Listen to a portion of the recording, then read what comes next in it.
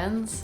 Welcome back to my channel for a sit down, chit chat, honest, heart to heart video. I'm not gonna lie, this is my third attempt recording this video because it's not an easy one for me and it's not a light topic either. Part of me wants to be very cautious about how I phrase things because I know it could be triggering, but also, to be honest, I'm a little bit in the middle of it myself. And I think because of that, I watched back my last attempt and I had some of my loved ones watch back my last attempt and they were like, honestly, like, it's great, but I'm sensing a lot of anger.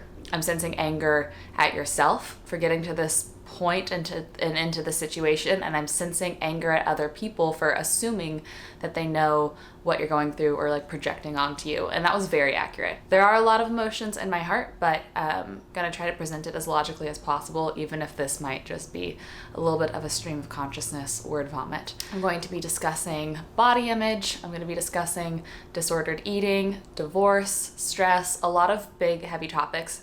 If any of those or any adjacent topics to those are triggering for you, I recommend clicking out of this video right now. And also, like I said up front, this is not necessarily the most like motivational video. This is kind of me in the middle of it. So if that's not something you want to see either, then I would suggest clicking out. Let's get into kind of what I've been dealing with behind the scenes and my thoughts behind it and what I'm trying to do to be healthier moving forward. Quick little recap, because it's very important to understand, I think, how I got to this point. Because my last year was really hard. I had a lot going on in my personal life. I had a lot of health issues. I got diagnosed with lupus, amongst other things, but the biggest change in my life was I went through a divorce, and the primary reason for the divorce was infidelity on my ex-husband's part. And when the divorce came to fruition, I moved cross country. I kind of very spur of the moment, picked up my life, packed it up, moved it to Texas where I was born and raised to be closer to family. And I was dealing with a lot of hurt about honestly feeling unwanted, undesirable, to have your spouse no longer pursue you or choose you and in fact pursue and choose someone else. It brought up a lot of insecurities in me. I would consider myself to be a relatively confident person, but I'd be lying if I said I didn't have thoughts like that. I'd be lying if I said I didn't sometimes wonder if maybe I'm not beautiful anymore. Maybe I'm just not as desirable as I once was. And you know, I was a little bit heavier than I once was, and I would again be lying if I said I didn't think about that. So I think that that is important to note because that is one of the root causes for kind of my mindset and my relationship with food.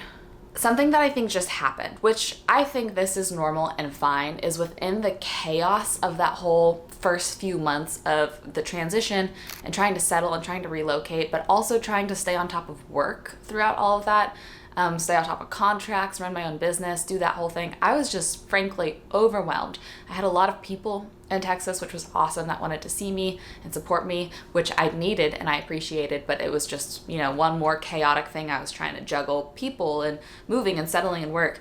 And I think because of all of that, I honestly just didn't remember to eat a lot. It was just such a stressful, chaotic tornado season of life that food was the last thing on my mind. I will say, after a few months of that, when life felt a little more settled, I started to notice my thoughts change. It no longer was I wasn't eating because I was forgetting about food. It's that I was thinking about not eating and kind of intentionally skipping meals from time to time.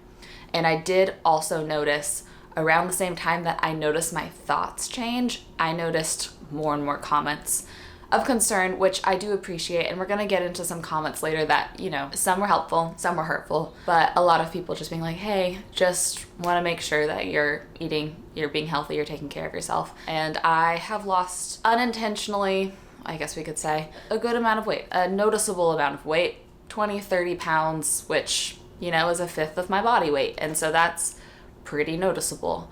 Another piece to this puzzle is, if you didn't know this, I have my degree in nutrition. So I literally studied food. I know how many calories I need to consume in a day. I know what my macronutrients need to look like in order to maintain a healthy weight. I know the signs of disordered eating because I studied it in school. And I think that studying it gave me a false sense of security, almost a thought of like, oh, I'm knowledgeable. I have this knowledge, so therefore I will never get into this position. But alas, I did, even with the knowledge.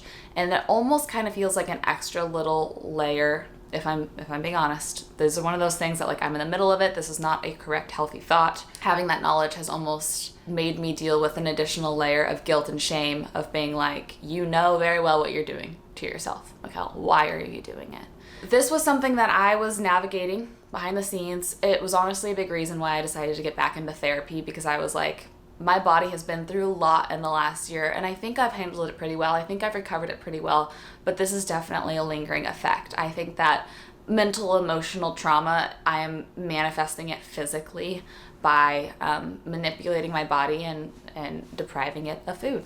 But honestly, I was not ready to have this conversation online. This is so new to me. I don't know how to healthfully navigate this. I'm in the middle of this, and I didn't want to talk about it online and say things that would be unhealthy or triggering or whatever, because I clearly don't know the healthy way to approach it yet. I need to figure that out for myself. So I had felt honestly a lot of guilt and shame about the fact that so much of my clothes didn't fit anymore. I felt like it was just an obvious red flag saying to people like, look at how much she's changed. And I think that was triggering a lot of comments. So I was like, maybe a healthy step in the right direction would be a closet clean out.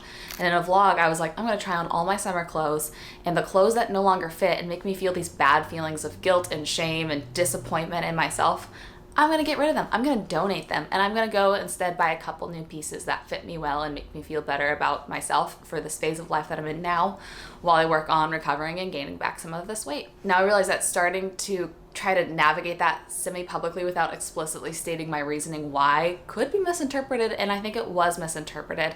And there was a couple comments in particular that absolutely broke my heart and hurt my feelings, because what I was doing was being misinterpreted. And though the intention was good, that was my motivation for me to say, okay, even though I don't necessarily feel emotionally ready to talk about this yet, I think it's healthier if I just let people in on what I'm going through and what I'm kind of navigating so that it's not misconstrued. And essentially, long story short, one of the comments was like, Michelle, a lot of the themes of your videos seem to be around the fact that you're happy and proud to have this small body, losing weight. And I think that that could be triggering to girls that are struggling with eating disorders. And I just want to essentially make it aware to you that people struggle with this, and you talking about your body could be triggering to people. I was hurt first by the assumption that I was happy and proud of my body, because actually the opposite was true.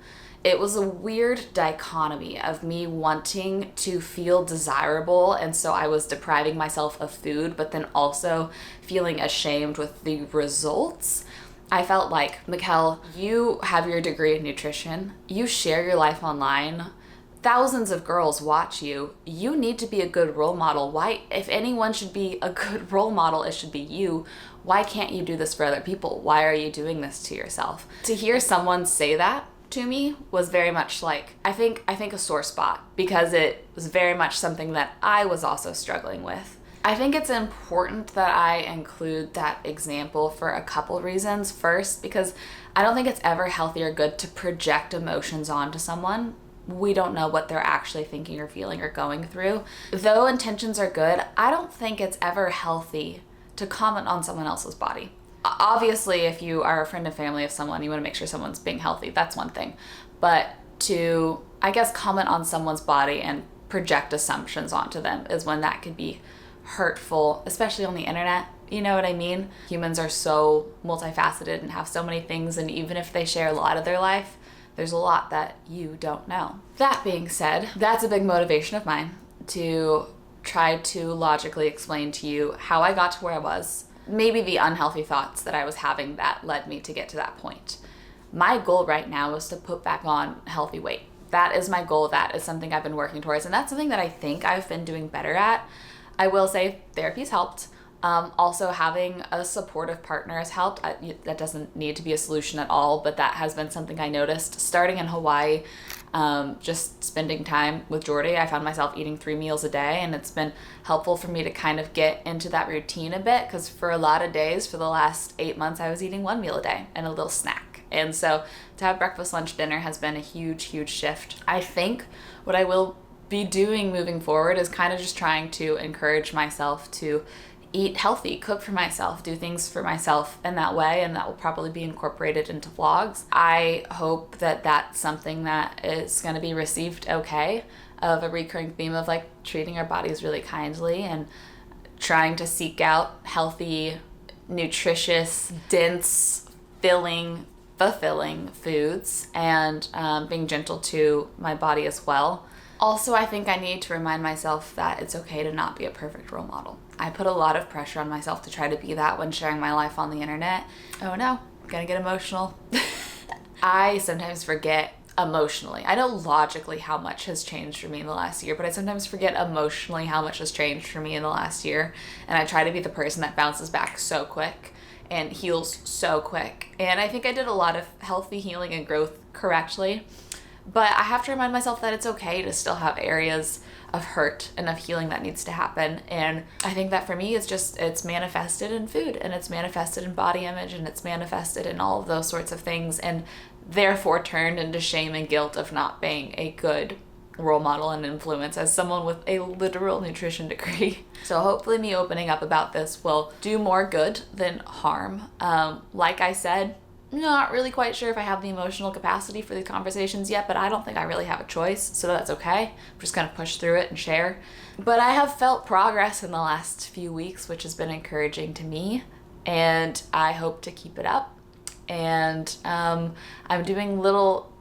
allowing myself to do little things of like, if I don't feel like cooking, I will allow myself to order in a treat so that I will consume more calories and things like that. So as I navigate that moving forward, maybe I'll include it a little bit, but thank you for allowing me to share this. I'm